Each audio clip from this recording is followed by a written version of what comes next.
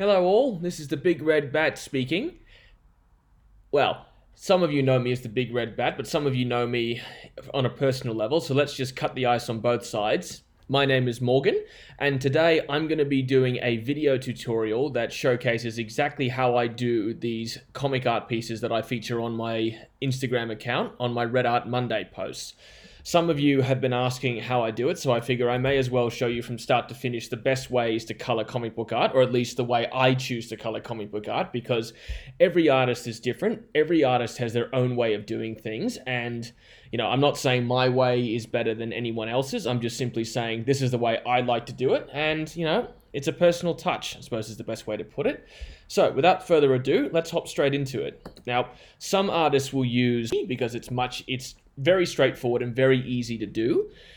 And I'm just going to load something straight up. So there's a piece I've already got selected for this one. This is a Batman portrait that was done by an artist named Fabok. You might recognize his work from his work on Justice League and DC Rebirth's The Button storyline that was featured in both Batman and The Flash recently.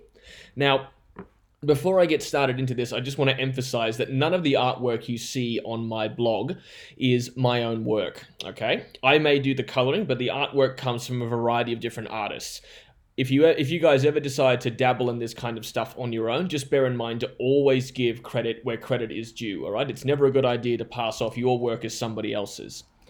Okay, so the piece I've chosen, as I've said, is just a portrait of Batman. Now, Batman is my character, so I figured I may as well start with him as the best way to do this. Now, this is a sketch which is already inked, but as you can see, it's a tiny bit blurry in a few places. Now, for some people, that's great. Personally, I like to color in sketches like this that have got a bit of imperfection in them. It adds a bit more tone and texture to some parts of it, but I'm just going to give you a quick and easy step to change this if you want to make it look sharper. So, as I say, I'm using Photoshop CC as the main point here. So what you do is you go up to Image, click on Adjustments, go all the way down to Threshold, and as you can see, that's already created a lot more sharpness in the background there. If you just want to change it and add a bit more detail in certain areas, like say around the bat symbol, for example, where the line separating the black from the main area is a little less obvious, just increase the threshold level as high as you want to go. So I'm going all the way up to about 200 here. So that's created a huge difference right there. You can see how thick the lines have now become. So if I click OK, that makes the change permanent. Now, frankly, I would not normally color in a picture like this. I'm just giving you an example of how you can make it look a bit sharper if you want to. So I'm just going to go back a couple of steps here, back to the original sketch, because I think having that, shall we say, level of imperfection where the background is concerned adds a bit more detail to the fact that this is a Batman portrait that's been done on a rainy evening. Okay, so the next step is to basically make sure that lay out the page, is the best way I can put it. Now, some colorists prefer to do the whole sketch as one giant image. They prefer to have all the colors on the same layer and all the colors blending in with each other, so to speak. It makes it easier for them to do changes on a massive scale when it comes to adding lighting and shadows, but I'll talk about that a bit more later. Now, the first step in laying out a sketch like this is to make sure your sketch is in the right spot. As you can see, this piece is a bit uneven in some places, so I'm just going to adjust the canvas size a tiny bit so it looks even on both sides of the image. There we go. All right, that's a pretty easy step.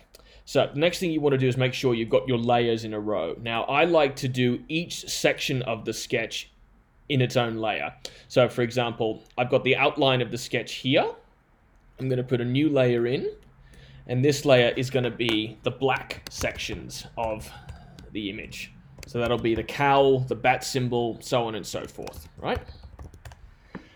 Below that, I'm going to do the gray sections. So that'll be Batman's bodysuit in a minute.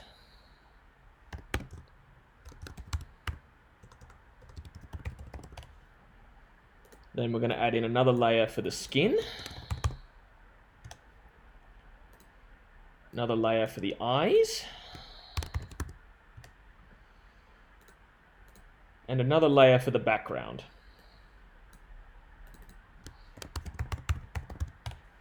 So if you include the outline, I've got 6 layers in this sketch. For me, that's plenty. That's all I need to make sure that the different parts are in their different sections and I can differentiate them very easily. Because, and I'll tell you one thing, the one reason I like to do it like this is because not every layer is going to be affected by the shading and the coloring I do. So it's always good to have it separate, because there are times when you're dealing with different light sources in sketches like this. Like, for example, I did a sketch quite recently where there was the moon in the background, and I colored it in a way where the moon is glowing quite brightly, right? So on the right hand side of the image, obviously that reflects it, but on the left hand side of the image, not so much.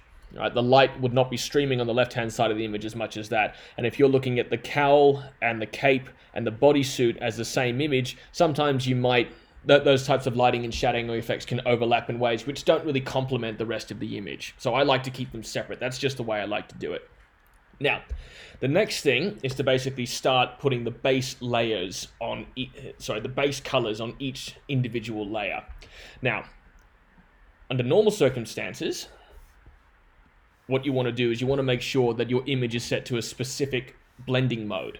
So I've got the black layer selected and I'm going to start coloring it in. As you can see, nothing's happening. Reason being is I haven't set the outline layer to the right transparency yet. So as you can see here in the bottom right hand corner, it's set to normal mode at the moment. I'm going to change that to multiply. See that? The black from there has just popped in there, right? That means that the color I'm adding here is being added on top of the original layer. So I'm just selecting my brush. Now there's in my library I've got about 200 different brush types that I use. Whenever I'm doing a base color, I always go for hard round because it's a big circle like so, as you can see. It makes it very easy to just color in a huge amount of the body all at once. And when you zoom in to get the finer points, say around the side of it here, the side of the face, going up into the ears like this, it's much easier when you've got a round brush. If you're using a brush that, say, has got pressure sensitivity, which I'll show you more of a bit later, it's not always consistent. You might go over or you might go out like that, which means you've got to take constant steps back to just make sure that everything, just to make sure you don't continuously go over the wrong sections like that. So I'm just going to change that quickly back to hard round, and I'm going to get back to it. So while I'm coloring in these base layers, I'm just going to give you guys a quick history lesson as to how I got into doing this, because I've had a few people on my Instagram account ask me lately, you know, how did I learn to do this? Do I have to take a special class to learn how to do this? I mean, honestly, there are plenty of artists who spend years learning how to do this in art school. Like, I've studied art my entire life. You know, I've been doing various types of artworks ever since I was a kid. You know, my first major masterpiece, as my mother puts it, was a painting that was done using a tin lunchbox and marbles rolled in paint all the time. And ever since then, I've always enjoyed dabbling in different types of artwork. But I have to say, comic book animation has always been my favorite, not just because I'm a popular culture nut, but because of, you know, the creativity and the history behind it.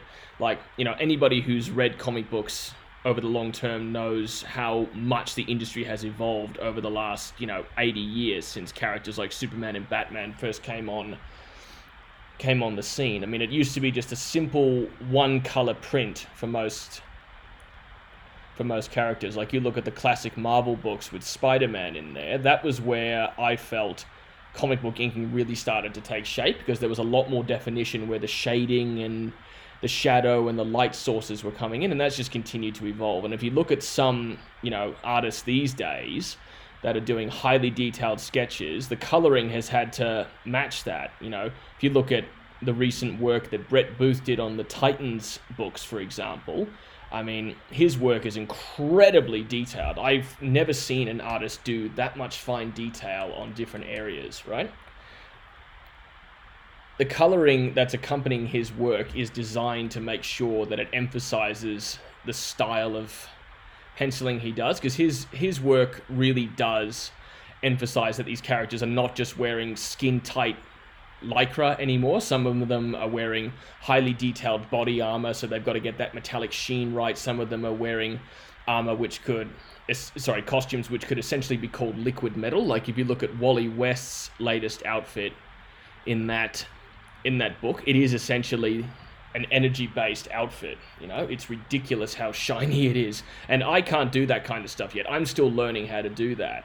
Like the best way I can describe my shall we say, introduction to digitally coloring comics just happened by accident, because I used to be an avid sketcher. I used to want to learn how to draw this stuff from scratch, but in all honesty, I don't have the talent, and sometimes I don't feel I have the patience to actually want to sit in an art room and learn how to do this stuff side by side. I found digitally coloring was a much easier discipline for me to get into, but it's still a discipline I'm learning to master.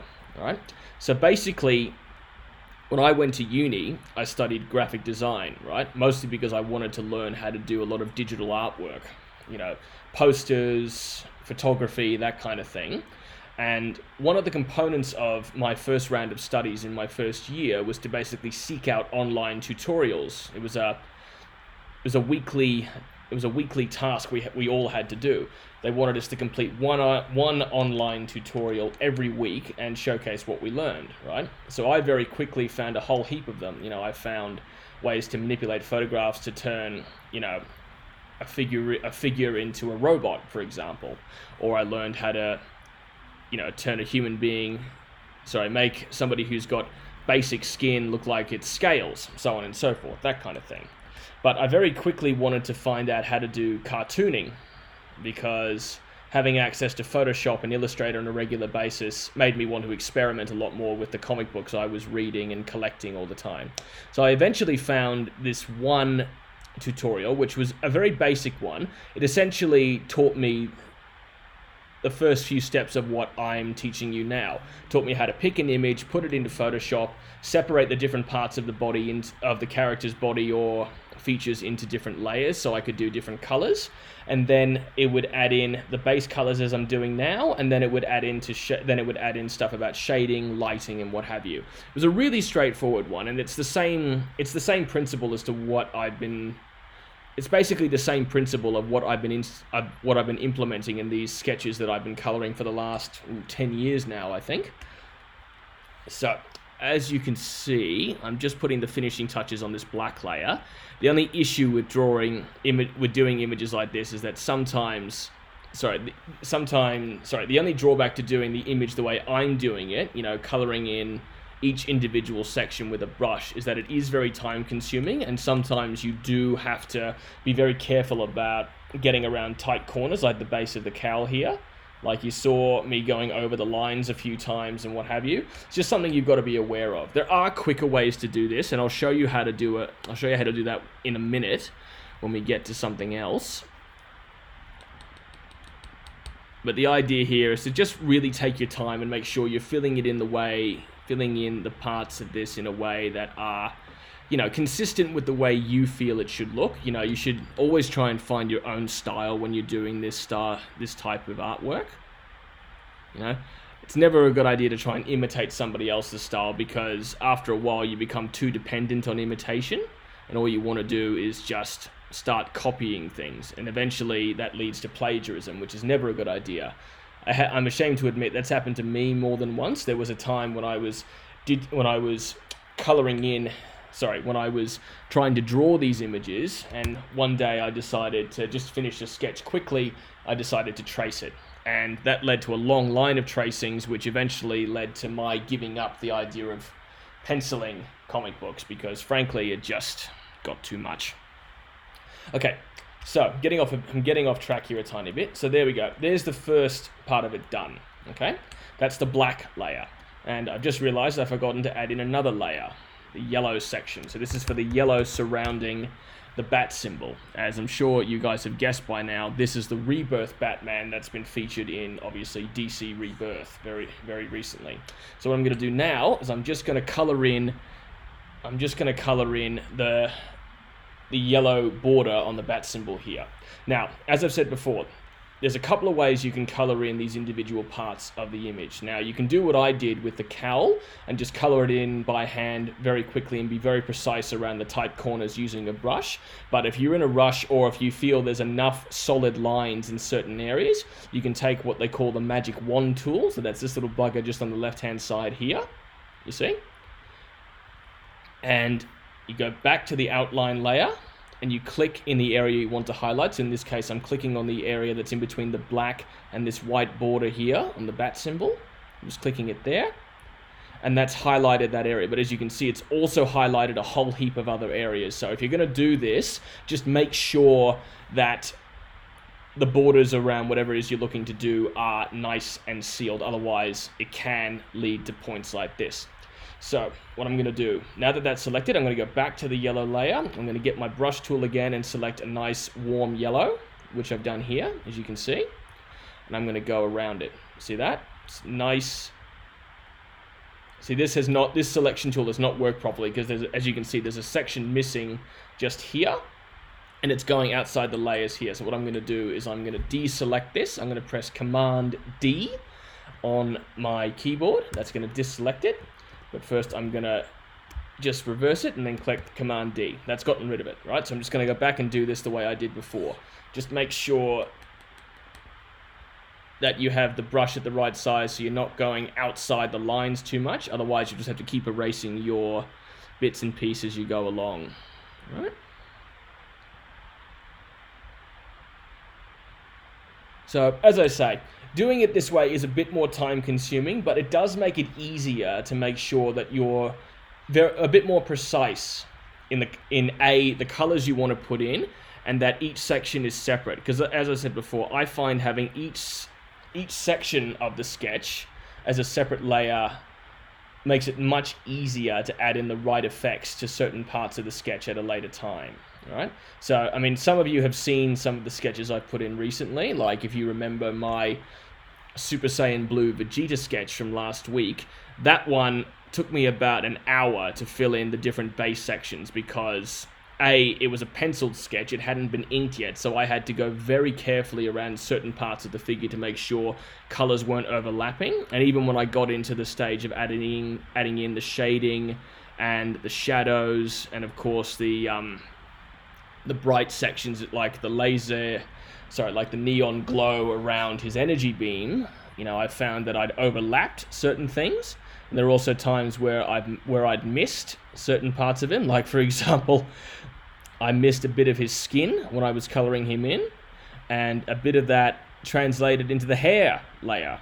Sorry, a bit of the hair layer translated into the skin layer. So I had a piece of Vegeta's skin which was bright and neon blue, which was not fun. But it's like I say, doing it this way makes it much easier for mistakes like that to be avoided if you go slowly. And as some of you might know, I'm not the most patient person when it comes to getting things right. I like to get things done as quickly as I can sometimes, but doing sketches like this on a regular basis reminds me that you can't rush art. You just got to go at your own pace. And sometimes your own pace is not the right one either. Like, there you go. For example, I was so keen on getting that section done, I overdid it and went outside the lines. Now I've just had to reverse myself a bit, and I'm just going nice and slow. Nice and slow.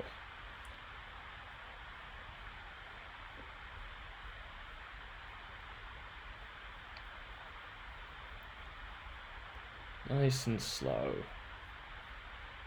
And after a while, you know, as I say, you develop your own rhythm when you do this kind of stuff. So, and not every sketch is the same. Like, there are some Batman sketches which are easier to do than others. Like, if you're looking at, you know, a traditional Batman where you've got the black, you know, a completely matte black bat, and you've got the grey bodysuit, the trunks, it's literally 5 or 6 layers on that and you're good to go. But if you're adding in, you know, backgrounds and rain effects like I'm going to have to do with this one a bit later, you've got to add in more layers. Like, I've had single character sketches where I've had up to 20 layers in them because the characters have just been so complex.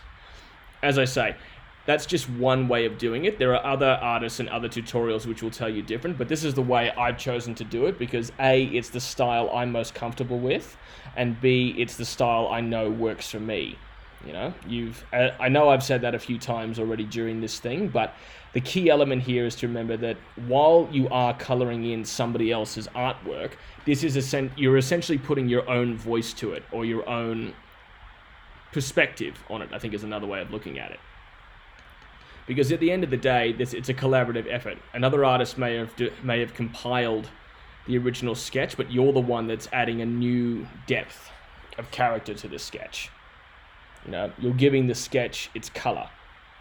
Because let's face it, black and white imagery is awesome, but a comic book really doesn't start to come to life until the color is added. And as I said before, comic book history is full of adaptations and new innovations when it comes to adding digital colors to this. I mean, this used to be all done on dot matrix printers where you could only do 5 or 6 colors at a time. Now, because of programs like Photoshop, you can introduce multiple colors and multiple styles of shading. Right, so there we go. That's where we're at the moment. So as you can see, it's already starting to get a bit of the nice colors added to it. We've got the cowl, we've got the symbol drawn up right here. The next stage is to add in the bodysuit colors. So I'm just going to go a lighter gray than I did with the cowl. And this is one where you can just go really, really quick. Just going to get the brush nice and big. And voila. There we go. Bats has got his colors. And then we do the same thing with the skin. Now, a lot of people will tell you to go with a natural skin tone. I tend to use the same 3 colors when I color in skin. So first thing I do is put a base layer of a nice, you know, pale, not really pale, more like a mild tan color right there as a base. And then with the eyes, what I do is I just color them in gray. Now, it's not going to stay that way for long. I'll explain why I do that in a second. And then the next thing to do is to color in the background. Now, when it comes to a background, obviously the background is really dependent on the image you're using. For me, because I'm known as the Big Red Bat, I like to have a red theme in all the artwork I do, as you guys have seen. So I'm going to do a nice red background here as a base color. So I'm just going to throw that in quickly here. See how that works? And because I didn't do the threshold earlier, the black in the background is actually added a lot of shading and tone to this, right? And that's going to come in handy in a minute when I start adding in the different shades and the different highlights in the background here, right?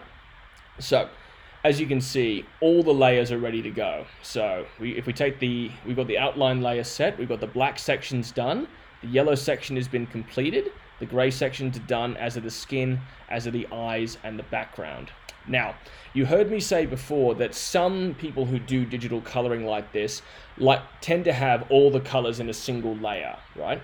Sometimes that works, sometimes it doesn't. And I'm going to emphasize this again. The reason I keep these sections separate is because when it comes to adding in shading, lighting, contrast, hue, and saturation in different spots, it's good to have the layers separate because it means you've got a bit more freedom with what you put in individual layers. Because as I say, different parts of the costume or the character might not necessarily be fully translatable as you add in hue and saturation and lighting sources at a later date. So, once you've got the layer you want to start adding shading to selected, you go up here and you lock the layer, right? Reason you do that is because if I add in colors here on this layer, it confines it to the area I've already colored in, you see? If I hadn't done that, I would be getting this.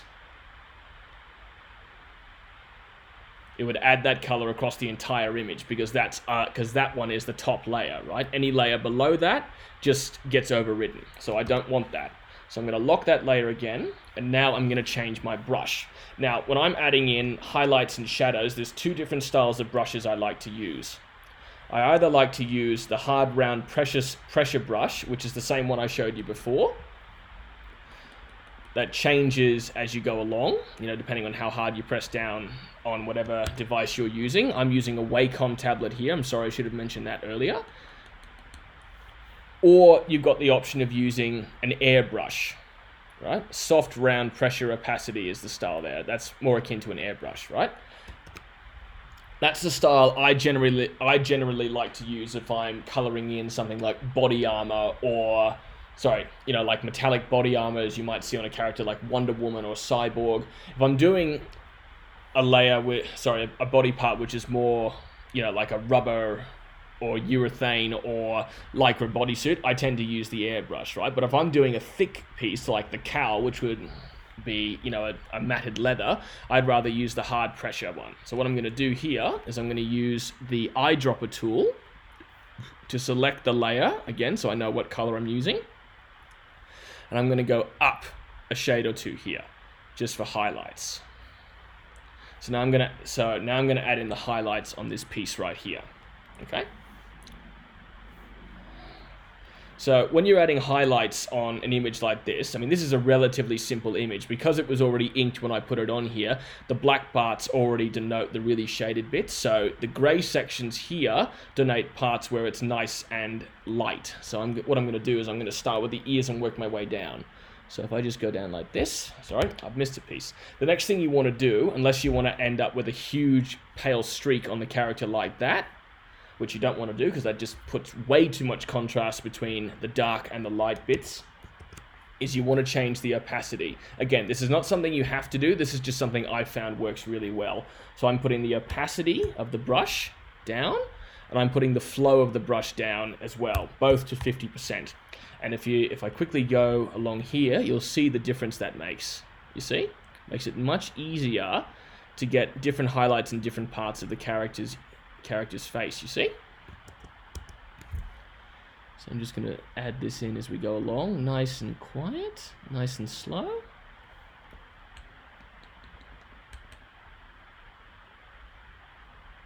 So what I'm doing here is I'm just adding highlights to certain parts of it, of the cowl as we go along, like so.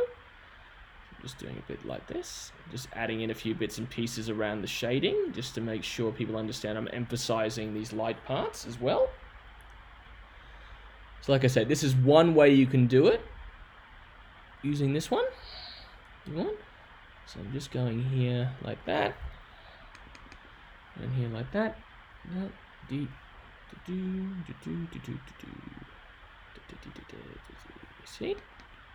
See, as I'm going along, it's adding in a bit more of the bits and pieces here. What I'm doing is I'm adding in highlights to just showcase that different parts of the costume are reacting to different parts of the light, and this is going to come in handy in a little bit when we start adding in darker and lighter colors to the background, because once I do that, I'm going to have to change the color on a few of these, but this is to give the cowl, the cape and the cowl itself a bit of a highlight, you see?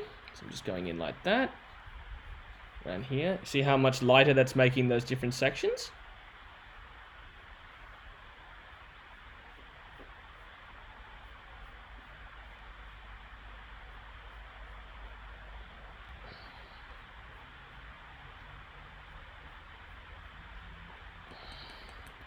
See, some parts are already much lighter than others because the outer exterior of the cowl, of the cape right here, is going to be the lightest part of it when we start adding things in a little bit here.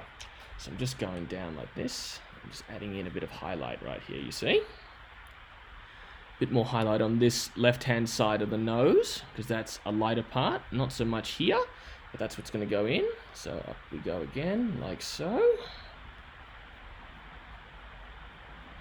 See, this is why I lowered the opacity and the flow on the brush, because one, if I did it as a solid color like that, I wouldn't get as much differential in different parts of it as I have now, as you can see.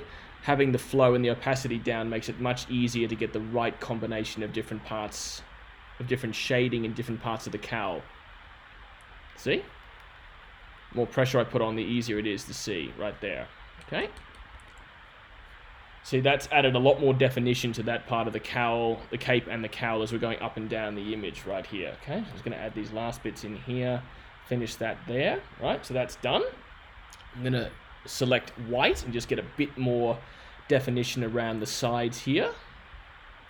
I know it seems a bit silly at the moment, but just bear with me. You'll see what I'm doing in a second.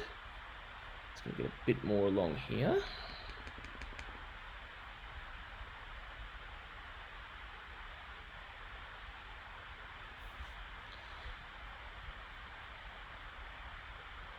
Okay, just a bit more up on the ears and around this side of the cowl as well, just so it's nice and even, or as even as I can make it. Right, so that's highlighted the key areas of the cowl. It's added in the folds around the cape, on either side here. It's emphasized the side of the ears. I'm just going to do the same thing on the bits of the ears that separate it from the cowl, like here, like so, as you can see, right? Get in a slightly bit in this little part of his temple as well. Now, okay, so now there's two ways we can change this to make it look black again, because as you see, it's gone up a couple of shades. So the easiest and quickest way to do this would be to just select black as a new color, zoom out, increase the brush size as high as you can go, and basically go over the entire layer in one stroke, like this. See? That's completely changed the dynamic there, right? That's one way to do it. But as you can see, the color's not consistent across the whole layer. So if we take a couple of steps back and we go into the layer itself, just double click on the layer, you get a whole heap of options come up. These are called layer styles, right? So it gives you the option to do a lot of stuff here, but I'm just going to keep it really simple and do a color overlay, right? You can see that's overlaid a single color over the entire layer, nice and even, right? I'm going to change that to black. And there we are. You see? Nice and simple, right? And once you've done that, you can go back and start adding in more shading and more contrast to different areas, but I'm going to leave that for another time, okay? Now, I'm going to do the same thing I did on the yellow layer that I did with the black. I'm going to lock the layer. I'm going to lock all my layers all at once, like so. So you can see what I'm doing. That's why I locked, for example, that's why I did the eyes in a single layer like that. So I could just go back and do them white like that, make it much easier to make them stand out. I'm going to work my way to the skin now, because the skin, in my opinion, is the hardest part to get right, because you're often, when you're doing male characters like Batman, some of the hardest things to do is actually get the shading and the skin tones right, particularly if they've got facial hair like this guy does. So there's a couple of, I tend to use the same 3 colors when I'm coloring in white skin. So the next color, so I've got the pale layer right here. Then I'm going to go for a darker layer. It's an almost purplish layer, right? And I'm going to change my brush to a soft round pressure opacity, right? That's the airbrush one I showed you earlier. So what I'm going to do, I'm going to go over these black lines with that and just add in a bit of shadow. So as you can see, it's slowly being added in like that. That's just to highlight those parts of his face which would be naturally darker because of that part of the shading. Same goes for where his facial hair comes in.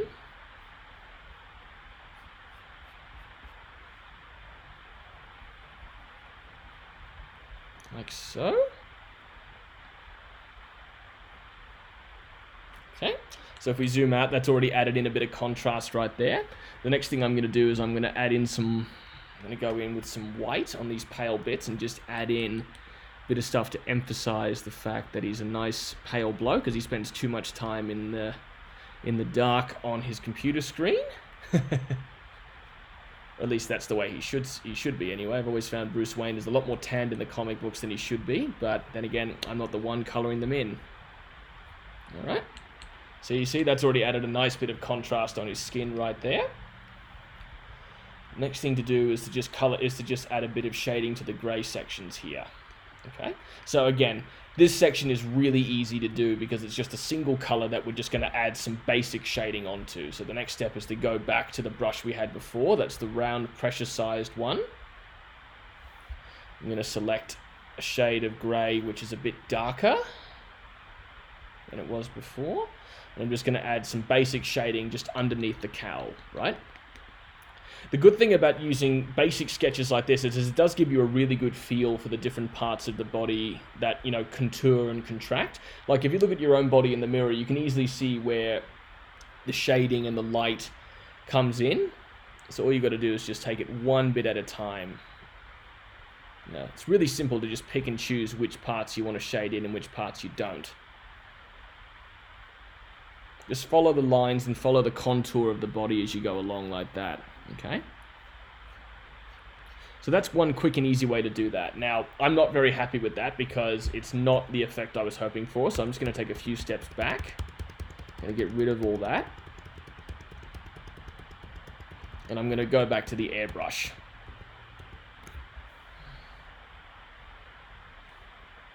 because that allows. I found that sometimes the airbrush actually makes it easier to create a more convincing shadow style than just a SAR brush, but I figured I'd give you guys the benefit of seeing that mistake firsthand, so you know not to repeat it when you try this out later on. So look, it's really simple just to create that illusion of a shadow underneath the cape and the cowl there. So if we zoom out, you can see it a bit more. Just going to go over that area a bit more, emphasize that part of the shadow a bit.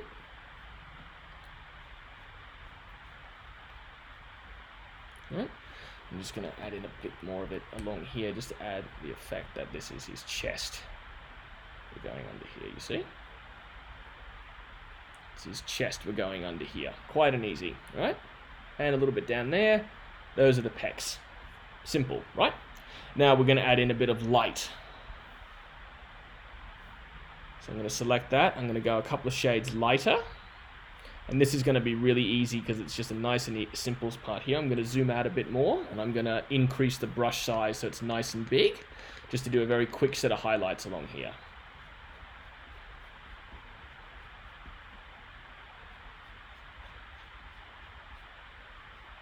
See? Nice and easy.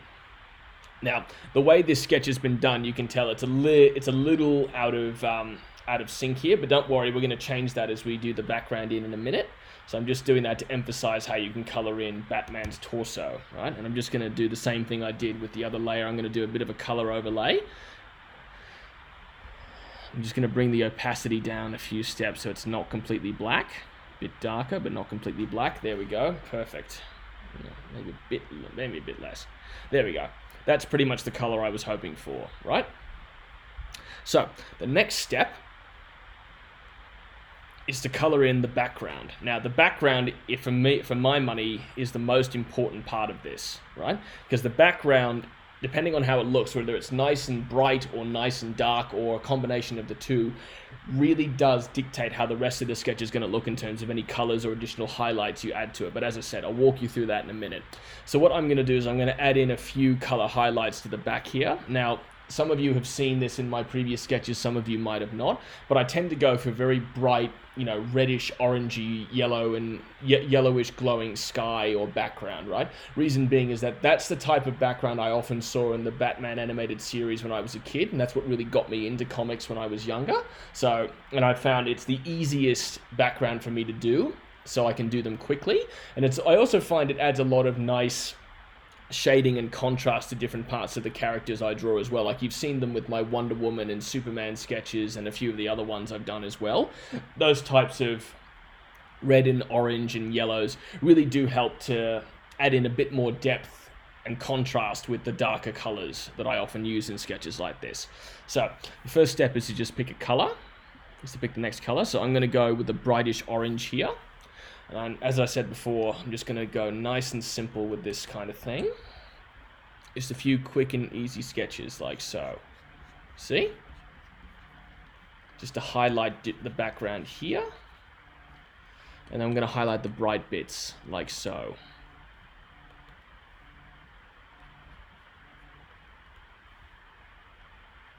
Right?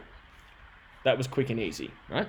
I'm going to do the same thing, added a bit of yellow just back here, just to add in a bit more contrast along here. See? Same thing going for up here, up the top. And I'm going to do the same thing with the little raindrops around the side here, you see? Having a nice dark background like that makes it really simple to add in that section there, you see? It's really, really simple.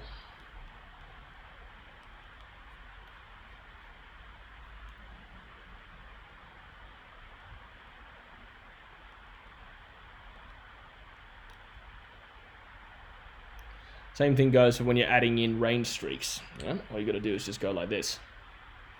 One streak straight down like that. See? Really simple to add in that kind of definition in shading as you're going along.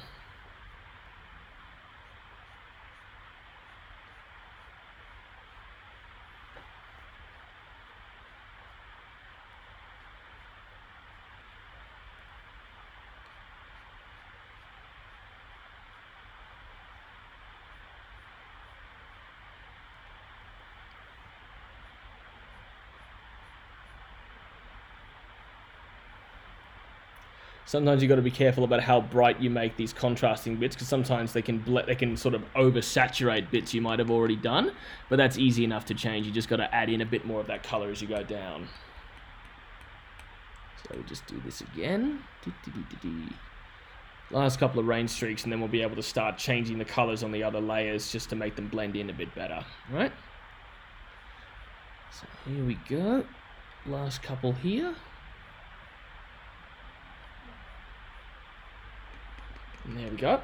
Final touch I'm going to do on this background is to just add a bit of a darker hue to the black sections a bit more. I'm just going to add in a bit of dark red to emphasize the brighter parts a bit more.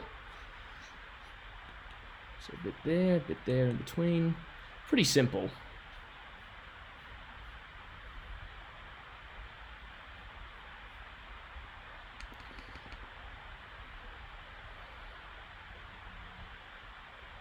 Right? Nice and easy. So now that we've got that, the next thing to do is to just alter the other layers I've already done so that color blends in a bit more. Okay, so we go back to the black section, and what you got to, and all you really got to do is just select the color that's directly surrounding the layer, and just make sure that you're using that as the additional color. So I'm keeping the airbrush bit, so it doesn't overemphasize everything a little too much. I'm just going to go over there a bit, add a bit around the sides of the cape and the cowl, so it blends in a bit more. I'm going to go for the brighter section now. Just do the same thing, go across the same layer with the same emphasis. You see? See how much of a difference that makes? Those brighter colors are just emphasizing the fact that this character is being surrounded by this reddish yellow and orangey background. So almost like an inferno, you see? Blends it in a lot easier. So if we just turn that effect off, you can see how much of a difference it's already making. Right? Having that effect there makes it much easier. But if you want to make it a bit lighter, if you want to emphasize the fact this is a slightly lighter highlight around that particular part of the body, just add in a layer above the one you're working on and just throw in a few more key highlights like so to make it a bit brighter. You see?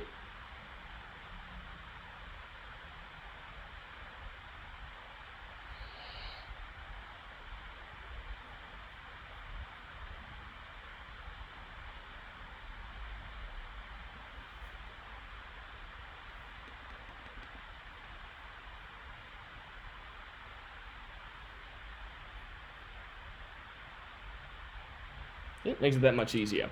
Then the next thing you do is you just do the same thing with the other interior folds here. Just make sure that it's blending in as much as possible.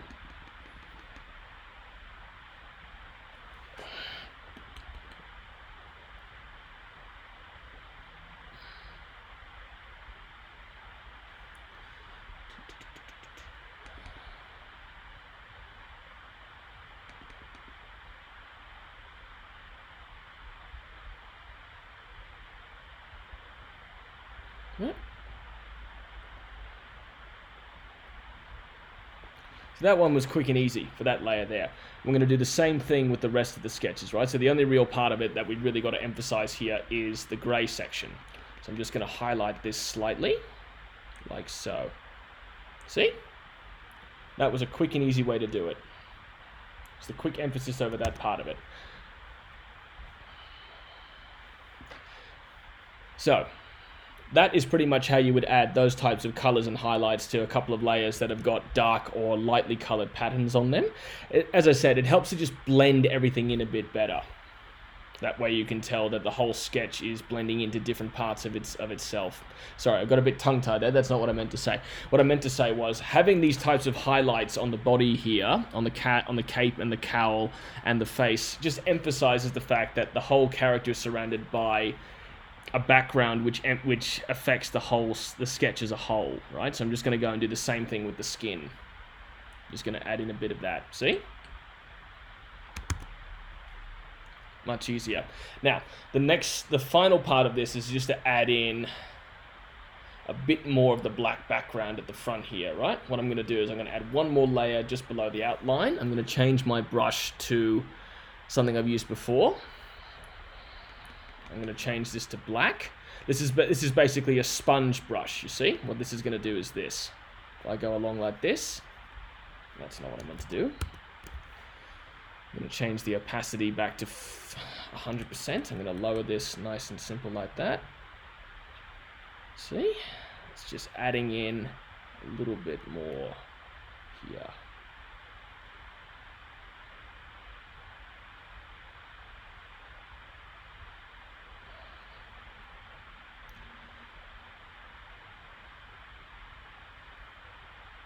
See, what this has gone and done is blended in the rest of the sketch a bit more, right? It's like Batman is almost surrounded by darkness and light at the same time. You see?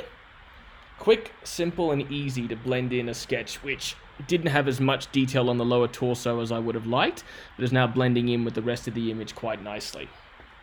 Just going to quickly erase a slight section up here. I think I went a little too far up the top here. No, that's not what I want to do. Sometimes if you make a mistake with that, the best thing you can do is use the same style of brush as your eraser. That way, when you erase it, it looks a bit more natural, right? That's blending in a lot better. So to me, that sketch is now finished, right? And that's just a quick and easy tutorial about how you can color in a basic ink sketch like that. It's not exactly my best work, but I feel it's the easiest and quickest example of how you can do a simple sketch like that. When I do more tutorials like this, I'll focus on different elements of different sketches at one time, but this is how you do, in my mind, this is how you would do an image as a whole. I hope you guys have enjoyed it, and I hope to get your thoughts and comments when I post this when I post this up. And if you've got any requests for characters you'd like to see in Red Art Monday, or if you want a tutorial on how to color in a specific part of a character, just let me know. Well, this is the Big Red Bat signing off. Hope to see you guys again soon. Bye!